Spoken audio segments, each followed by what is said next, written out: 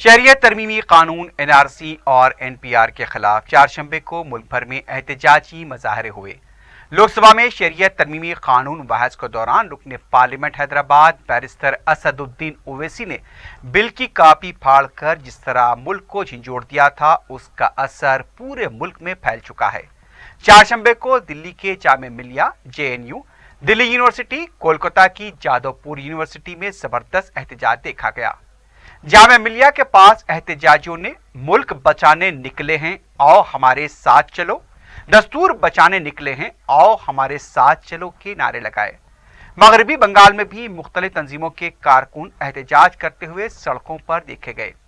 विजयवाड़ा में मुस्लिम तंजीमों की तरफ से एहतजाज किया गया। मोदी हुकूमत के खिलाफ जमकर नारेबाजी की गई। पुलिस ने एहतजाजियों को गिरफ्तार कर लिया। अहमदाबाद के IIM में तलबा ने फैज अहमद फैज की नज़्म हम देखेंगे पढ़ी। हर एतबार से फेलियर साबित होगा मैडम, इसीलिए मैं इस बिल की मुखालिफत करता हूं।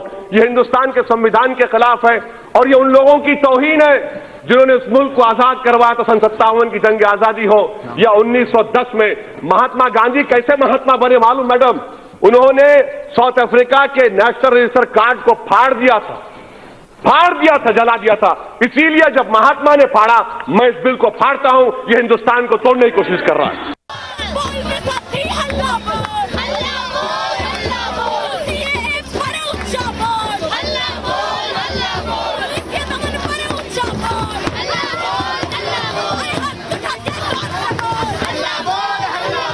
मैं चाहता हूं कानून मंत्री को, शायद इनको संविधान के बारे में नहीं पता, वो आज संविधान की रक्षा की बात करते हैं। जिस आदमी ने 4 हलफनामों के अंदर अपनी बीवी का नाम छुपाया, वो मेरे कागजात मांग रहा है। पहले अपनी बीवी को अपनाइए, फिर हमका मजबूत कागजात दिखाएगा। ये भारत का जन अपने गण में मन से पूछता है, अपने अधिनायक से पूछता है कि भारत का भाग्य विधाता कौन? क्या भारत के भाग्य का विधाता वो जालिम हुक्मरान जो दिल्ली की गलियों में बैठकर बच्चियों के ऊपर हमले करवाते हैं, या भारत का भाग्य विधाता मैं और आप जो यहां पर बैठकर संविधान की रक्षा की बात करते हैं?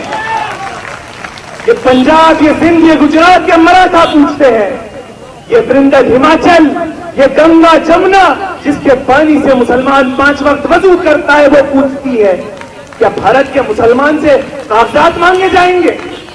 जिस तरीके से एनआरसी, सीए और एनपीआर लेके जो इस देश की जो मौलिक जो प्रश्न है, जो आज जो गरीब, जो दलित है, जितनी समस्याओं के बाद आज भी देश में शिक्षा की हालत है, कितने ज्यादा लोग कुपोषित है, उनको लेके बात तक सिटीजनशिप जैसे संवेदनशील मुद्दों को छुआ जा रहा है। हम नरेंद्र मोदी सरकार को, भाजपा और आरएसएस और संघ परिवार इसको कड़ा संदेश देना चाहते हैं कि आज अब ये जैसे भीड़ देख सकते हैं, ये भीड़ समय के साथ और बढ़ती जाएगी, क्योंकि इस देश की जनता अब समझ चुकी है कि आपके वादों कितने खोखले हैं। और समय के साथ हम ये बता देना चाहते हैं कि हमारी मांग कि आपको जवाब देना और इस देश के जो मौलिक जो प्रश्न है, शिक्षा और सुरक्षा, और सभी को उचित रूप से सुरक्षा प्रदान करना, वही हमारा मुद्दा है। और देश में जो एनआरसी, सीए वगैरह से फिजूल के मुद्दे न वापस लिया जाए, यही हमारी मांग है।